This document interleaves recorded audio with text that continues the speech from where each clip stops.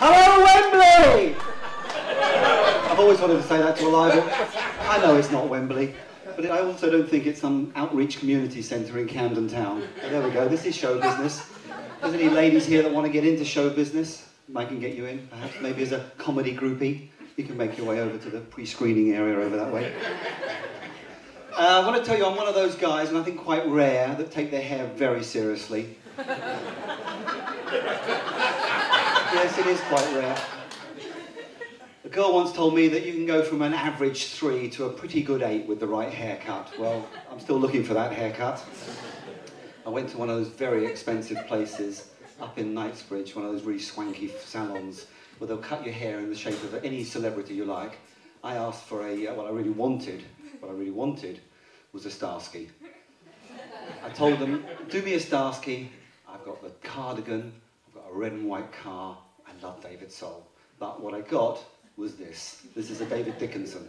And if I'd gone for the 2-for-1 offer, I'd be bright orange now.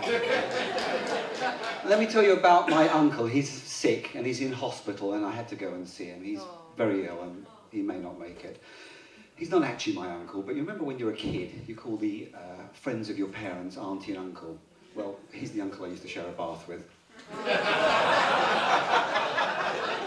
I took him a present.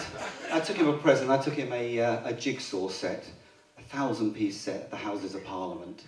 He's got Parkinson's disease. What a fucking mess.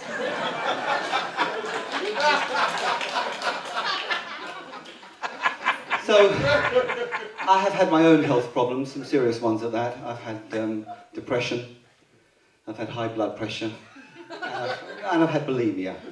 Although I think the bulimia might have been morning sickness. No, I'm not some kind of hypochondriac, you know. Check with my gynecologist if you like. Anyway, so I did have these problems and I decided to run away and join the Salvation Army. I'm kind of drawn to religious institutions. I don't know why. I think perhaps it's maybe God telling me not to be an atheist, but who knows. So when I joined the Salvation Army, I asked if I could be a marksman in the rifle corps. They don't even have guns. But what they do have is a tremendous uniform, a really great uniform, but I could never get that bonnet tied on somehow. That's where I met Shaznasne, which I want to tell you about. A fantastic woman, smart, intelligent, beautiful, black. In fact, the whole family were black. Look, if you're scared to laugh at a black joke, you're going to shit yourself with my Muslim gag. 2 imams walk into a bar.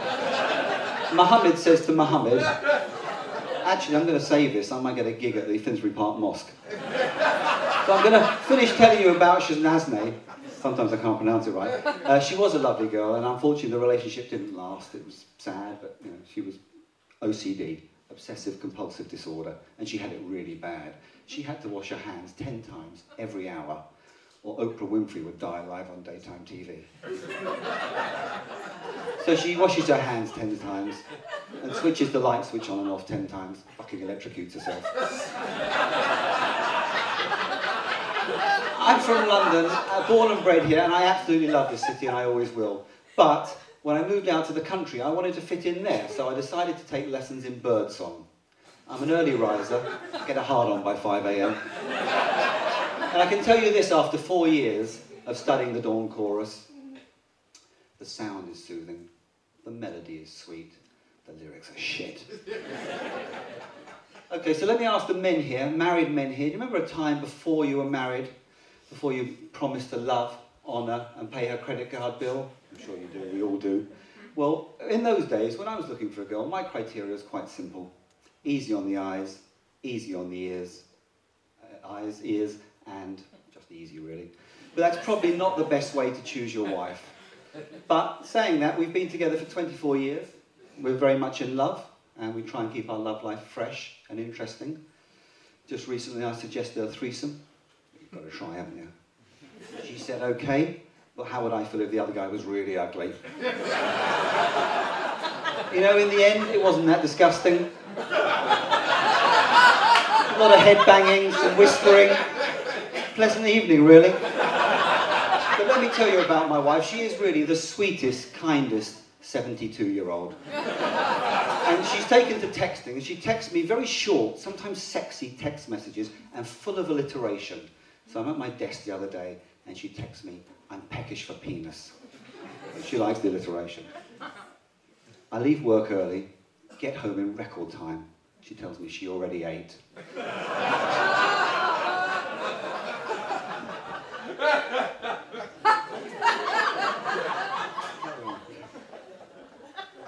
Okay, have you heard in the news, the media seem to have gone mad about this, about identity theft.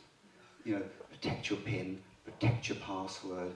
I didn't even know what a firewall was. I thought it was something in the circus. Anyway, so I was cool on the whole thing until I had my own identity stolen. Some fucking greasy 16-year-old Russian kid has hacked into my life and now is masquerading as me. So he's got a shit job, a pig ugly wife, and he's paying my mortgage. But he did take my mum out last Sunday. I want to tell you about the Jeremy Kyle show, which I don't watch all that often. I only watch it really when I pull a sickie, which for me is a lot harder now since I joined GlaxoSmithKline. So, I'm watching the show. Two teenage sisters, twins, getting excited? Two teenage sisters, twins, married their grandfather. Mad. The mother and the grandmother were bridesmaids. They were in matching dresses, shoes and accessories. It looks like a normal wedding, except they're marrying their grandfather. The father is on day release from prison so he can attend the wedding. He escapes holding the prison guard hostage at knife point. They're both on the show.